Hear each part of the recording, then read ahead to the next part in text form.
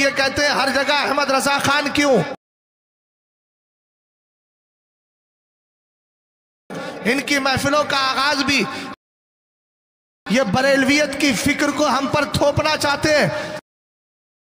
آخری اعلیٰ حضرت ہی کا ذکر کیوں کرتے ہیں؟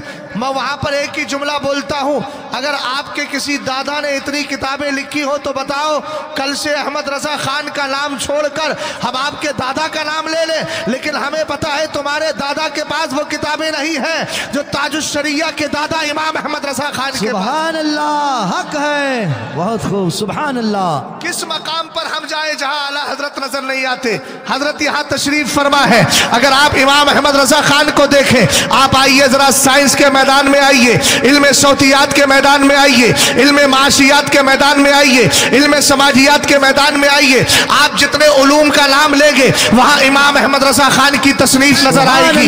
امام احمد رضا خان اس ذات کا نام ہے جس نے ہمیں مسلک کی شکل میں ایمان عقیدے کی حفاظت بھی دی ہے، کردار کی شکل میں عمل بھی دیا ہے، اور دنیاوی گفتار سے، دنیاوی کردار سے نپٹنے کے لیے اور دنیاوی علوم سے نپٹنے کے لیے قرآن کا صحیح مفہوم بھی دیا ہے۔ اعلیٰ حضرت امام اہل سنت کے علم کا مقام کیا ہے؟ بس ایک جھلکی آپ کو دکھا رہا ہوں۔ آپ آئیے ذرا سائنس کے میدان میں آئے، علم صوتیات کے میدان میں آئیے۔ میرا امام ایک کتاب لکھتا ہے الکشف الشافیہ لحکم فنون جغرافیہ۔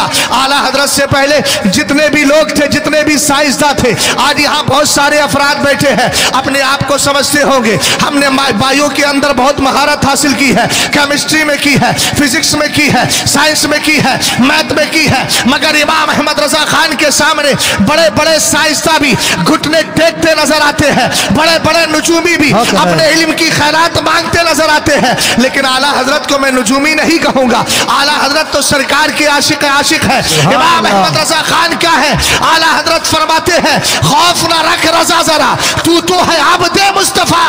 سمجھیے اعلیٰ حضرت ہے کون؟ جب اعلیٰ حضرت سمجھیں گے تو اعلیٰ حضرت کا مسلک بھی سمجھ میں آئے گا، اعلیٰ حضرت کی جماعت بھی سمجھ میں آئے گی۔ توجہ ہے نا؟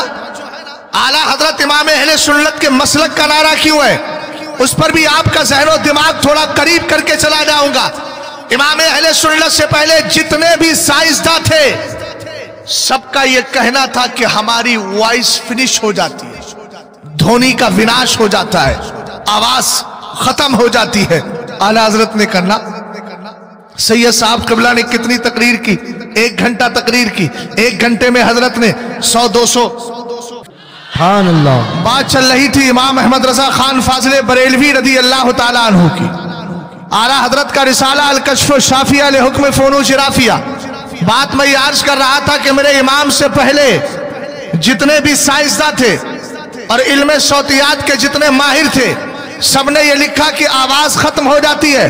ہم جو بول رہے ہیں، سید آصف صاحب سید آصف اقبال صاحب قبلہ نے جتنی دیر گفتگو کی، یا میں جو بولوں گا، میرے بعد سید صاحب قبلہ جو اپنے دعائیہ کلمات سے نوازیں گے، یہ آواز جاتی ہے۔ ان کا اصول یہ تھا آواز جاتی ہے، جا کر ختم ہو جاتی ہے، مگر اعلیٰ حضرت امام اہل سنت رضی اللہ تعالیٰ عنہ نے ارشاد فرمایا نالا، یہ آواز پانی کے لہروں کی طرح ہمارے کان کے قریب جاتی ہے، مگر اس کے بعد ہوتا کیا ہے؟ انقطاع تموج ہوتا ہے۔ اعلیٰ حضرت امام اہل سنت فرما رہے ہیں انقطاع تموج کا مطلب یہ ہوا، سمندر کی لہریں جس طرح آپ دیکھتے ہیں کنارے سے آ کے ٹکراتی ہے، اس کے بعد میں پھر پلٹ کے لہریں آتی رہتی ہے۔ اعلیٰ حضرت امام اہل سنت فرما رہے ہیں انقطاع تموج سے، یعنی آوازوں کی لہریں ختم ہونے سے یہ لازم نہیں آتا کہ آواز بالکلیہ ختم ہو گئی، آواز پوری طرح ختم ہو گئی۔ ذرا اہل علم خاص طور سے اس پر توجہ دے۔ اعلیٰ حضرت امام اہل سنت کی ذات کو اگر ہم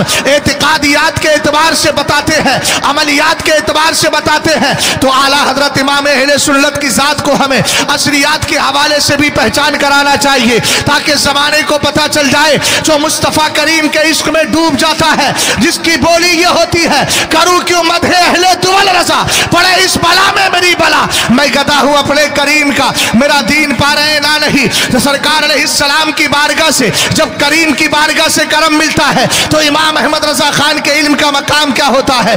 اعلیٰ حضرت نے فرمایا آواز ختم نہیں ہوتی ہے. وہ کہہ رہے ہیں آواز ختم ہوتی ہے. اعلیٰ حضرت کہتے ہیں آواز ختم نہیں ہوتی. تو آپ نے دلیل میں کہا اللہ رب العزت ارشاد فرماتا ہے والباقیات الصالحات خیر عند ربک ثوابا وخیر مردا. میرے امام کہتے ہیں قرآن کہتا ہے یہ تمہارے پاکیزہ کلمات باقی رہنے والے ہیں.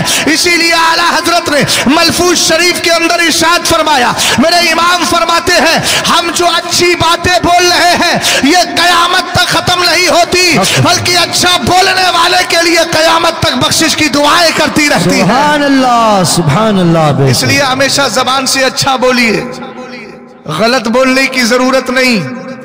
اچھی بات بولیں گے تو قیامت تک بخشش انہی کلمات کے ذریعے ہوتی رہتی. سمجھ میں آئی بات آپ کے؟ اس طرح اعلیٰ حضرت امام اہل سنت کی ایک بات نہیں ہے, بہت ساری باتیں. امام اہل سنت رضی اللہ تعالیٰ عنہ نے تو تمہیں تجارت اور معاشیات کو بہتر کرنے کے لیے بھی ایک رسالہ دیا ہے, تدبیر فلاح و نجات و اصلاح. امام اہل سنت نے جو ہمارے ہندوستان کے اسکولوں میں پڑھایا جاتا ہے زمین گھومتی ہے کہ آسمان گھومتا بھی اسی چکر میں ہے, مگر اعلیٰ حضرت نے کہا زمین بھی ساکن ہے آسمان بھی ساکن ہے اور اس کے اندر جو چیزیں ہیں سیارے ہیں کہکشاں ہے یہ حرکت میں ہے. قرآن پاک کی آیت کریمہ وَكُلٌّ فِي فَلَكٍ يَسْبَحُونَ سے استدلال کیا, وَالشَّمْسُ تَجْرِي لِمُسْتَقَرٍّ لَهَا سے استدلال کیا. اور میرے امام نے ایک کتاب نہیں دو کتابیں لکھی, فوز مبین در رد حرکت زمین, اور اتنا ہی نہیں دوسری کتاب نزول آیات فرقان بسکون زمین و آسمان. اعلیٰ حضرت امام اہل سنت کی کتابوں کے صفحات اور پیجز کو جمع کرنے کے بعد کلیکٹ کرنے کے بعد اور اس کے بعد جب ان کو تقسیم کیا گیا تو کسی عقل مند نے لکھا امام احمد رضا خان کے صفحات کو دیکھ کر لگتا ہے کہ آپ نے ہر 5 گھنٹے کے اندر ایک کتاب لکھ کے اپنی قوم کے حوالے کر دی ہے. یہ اعلیٰ حضرت امام اہل سنت. اس لیے بھیا اسٹیجوں پہ ہم نام لیتے ہیں, کریں کیا, ہر مقام پر تو اعلیٰ حضرت نظر